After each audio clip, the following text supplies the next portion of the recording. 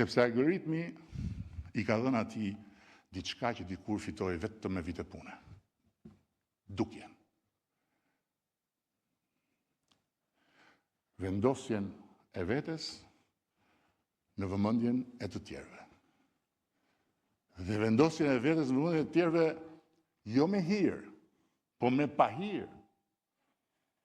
Jo duke bërë ndonjë propozim për atë dheun, po duke thirrur vdekje tradhtarëve të atë dheut.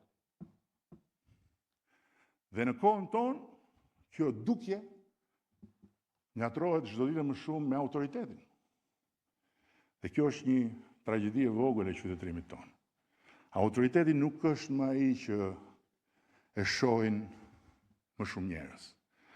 Autoriteti është ai që mban më shumë përgjegjësi, po algoritmi nuk njeh përgjegjësi.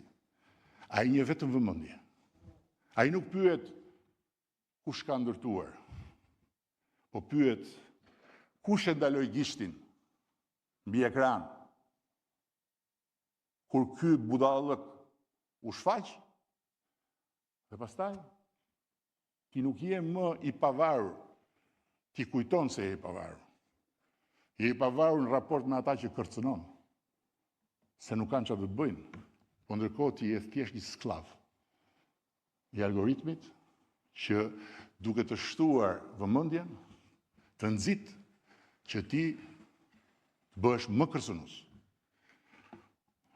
Dhe nuk ka pikë rëndësie nëse ajo që thuhet është e vërtetë. Nuk ka pikë rëndësie nëse ajo që shpërndahet është e dobishme.